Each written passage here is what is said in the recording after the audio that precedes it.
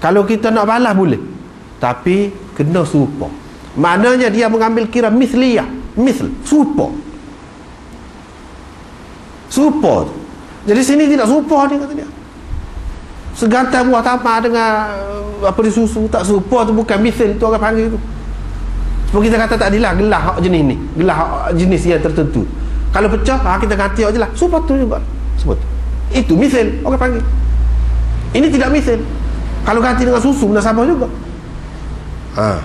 Kalau ganti dengan susu munasabah. Lepas tu ada dalam hadis tu. Kita kena takwil, kita kena takwil. Sebab apa dia bercanggah dengan usul ini?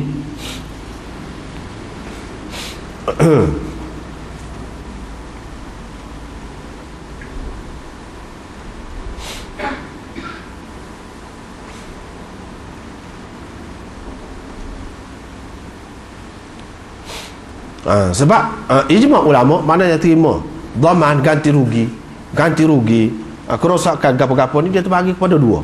Dia ada misli, dia ada maknawi. Hak misli tu hak serupa tu, maknawi tu apa dia? Makna dia, yakni nilai dia, harga dia. Gitu cara nak ganti rugi. Bukan pasti tak serupa.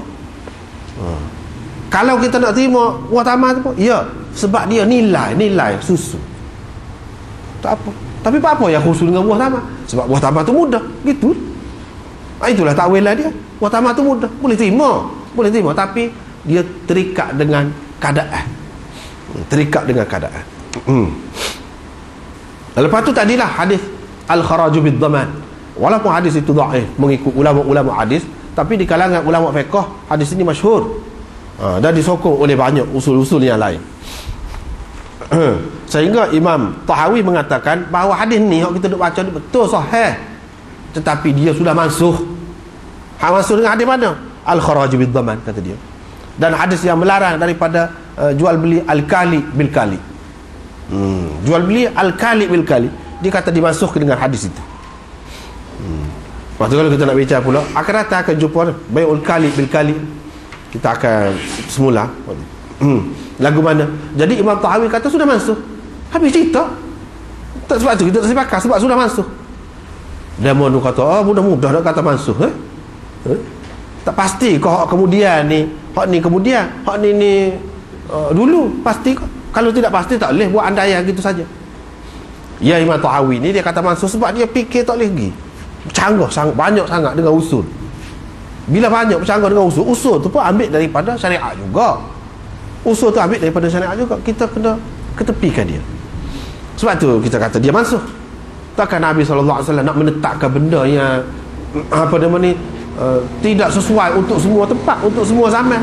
Takkan Nabi SAW nak menetapkan benda lagu tu. Dan benda tu benda kita boleh fikir ma'kulul makna, bukan ghairu ma'kulil makna. Kalau ambil semaya apa yang pasus kat ni, apa ya semaya zuhur tepat rakaat, itu ghairu ma'kulil makna. Kita tak boleh nak fikir makna dia tu. Tapi kalau benda ni ganti rugi ni, kita boleh fikir makna dia. Jadi apabila gitu kita boleh takwil. Dia kata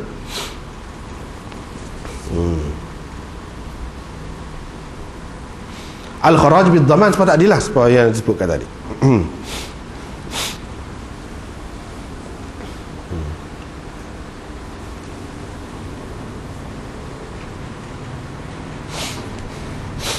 Lepas tu hadis ini pula walaupun dia sahih tetapi muttarib. Ini alasan yang kedua. Muttarib maknanya tidak tetap lafaz dia tu. Kadang-kadang gini.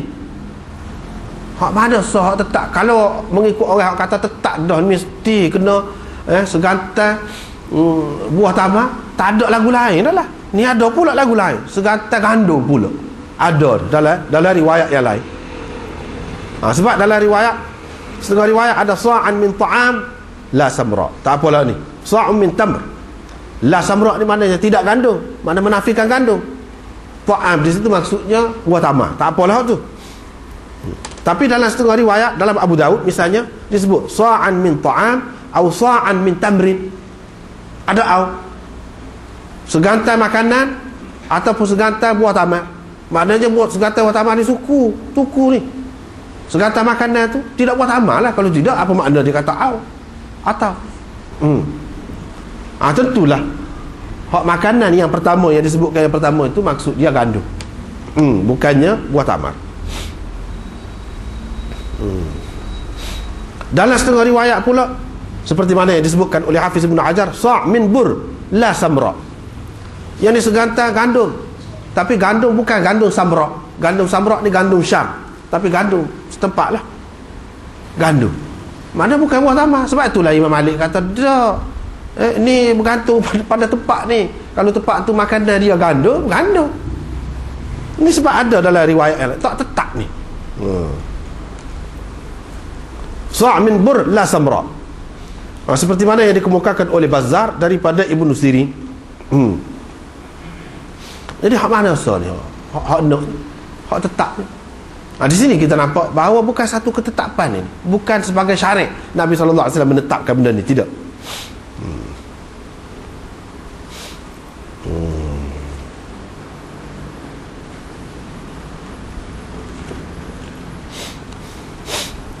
Lepas tu kalau kita kata mengikut kaedahnya, kalau kita kata khiyar aib, apa yang Nabi SAW tentukan 3 hari tu? Kalau khiyar aib tidak mesti 3 hari. Misalnya Imam Nawawi sebut tadi, kata kalau dia tu dye rambut hamba perempuan dia, nak boleh jelas dye rambut ni tubik hak asal tu bukan 3 hari, sebulan ataupun lebih kurang gitulah, mana lama juga. Lepas tu kalau tidak tak tahu kalau hamba tu sendiri tak ayat. Ini kalau aib ni nyata, ni benda ni lagu lain ni, bukan khiyar ni khiyar aib, tidak, bukan khiyar aib. Kalau aib tidak 3 hari, tidak sekat 3 hari kata dia. Tu bercanggah pula. Bercanggah pula dengan apa yang diterima.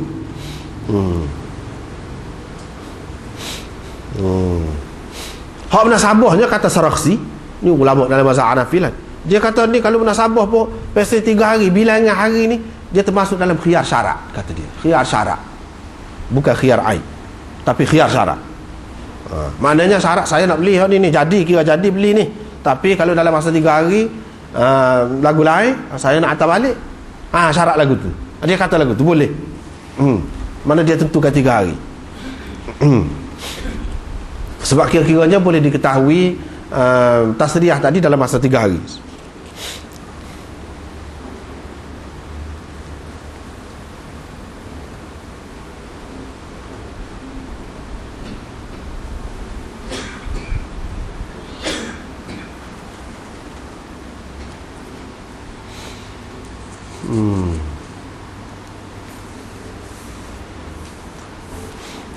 Begitulah.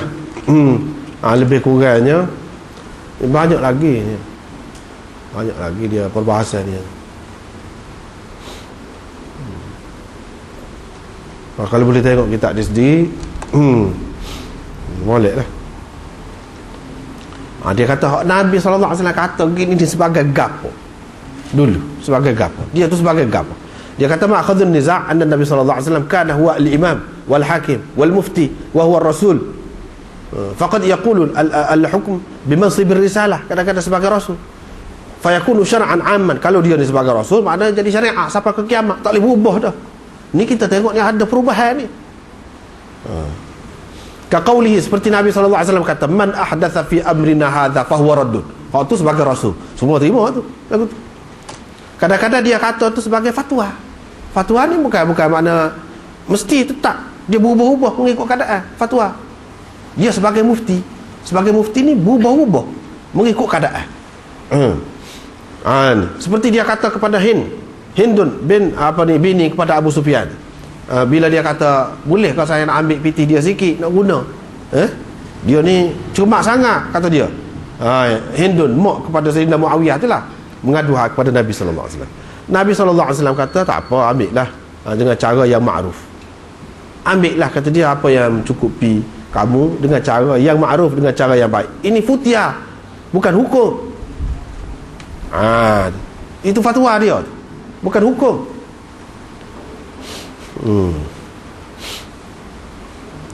Sebab kalau hukum berkait dengan hukum, mesti dia kena dakwa. Mesti Abu Sufyan tu kena dakwa, ataupun lagu-lagu mana lah berkait dengan tu. Kadang-kadang Nabi SAW kata tu dia sebagai imam. Kalau sebagai imam, dia mengambil kira kepentingan masyarakat ni, mana yang baik untuk masyarakat, untuk menyelesaikan pertelingkahan yang berlaku dalam masyarakat. Itu sebagai imam sesuai dengan keadaan semasa, seperti yang kita sebut tadi, hadis man ahya arda maitatan, maknanya orang yang menghidupkan tanah mati itu. Dia kata sebagai pemimpin, dan kita nampak situ sesuai pun dia sebagai pemimpin. Kalau seperti Singapura tu, hak kecil dah tu, hak kecil dah negeri tu, siapa-siapa boleh berebut pergi ambil ke dia, berat lagu tu kan. Usaha ke Singapura, kalau Malaysia dia pun buat lagu tu, mentah habis lah. Boleh pergi dengan kereta sodak, kereta gapo pergi ni, mana mana ada PT banyak lagi, dia buat pergi dengan alat-alat yang besar-besar lagi, ya, kemudahan banyak pergi. Boleh ke dia? Tak boleh. Hak sesuainya Nabi SAW kata tu, dia tu sebagai imam, bukan sebagai syarif, bukan sebagai rasul. Dia tu rasul, tahu dah sebagai gapo-gapo, dia tetap rasul lah tu. Kata-kata dia tu untuk kita pakai dalam kita ni, umat pakai ni sebagai gapo dia tu. Dia kata dia tu rasul ke mana-mana pun, dia sebab hak dia kata sebagai ayah pun dia tetap rasul hak tu. Tapi hak dia kata tu sebagai siapa? Itu yang pentingnya. Jadi sebagai imam dia mesti kena jaga maslahat. Ya, sesuai dengan zaman, sesuai dengan tempat, sesuai dengan keadaan orang tu, kata dia. Daripada sinilah berbeza. Berbeza pendapat ulama-ulama tu tak banyak hadis-hadis itu. Sebab orang ni anggap dia sebagai syarif, hak ni anggap dia sebagai mubaligh, hak ni anggap dia sebagai gani, beza-beza.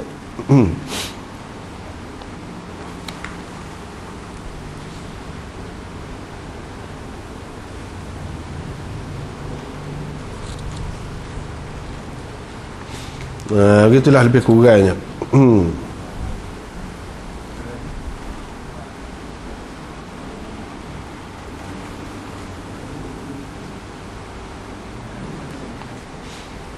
Jadi maksud kitanya nak ambil cara faham hadis tu, cara faham hadis tu. Hak asal tadinya tak siri menipu tu lah. Tak siri menipu. Lepas tu kalau menipu tu benda tu ada aib, ada apa boleh hantar balik. Tu je asal. Kemudian cara ulama faham tu lagu tu maksud yang kita sebut pendapat ulama tu, cara dia faham hadis.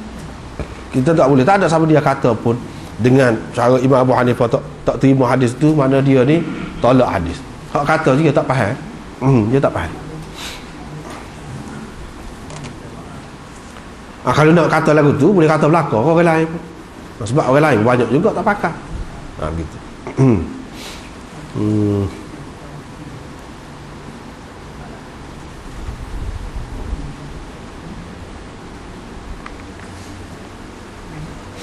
Bab butlan bai'il mabi' qabla al-qabd. Ini cerita lain pula. Sekat dulu, wallahu a'lam.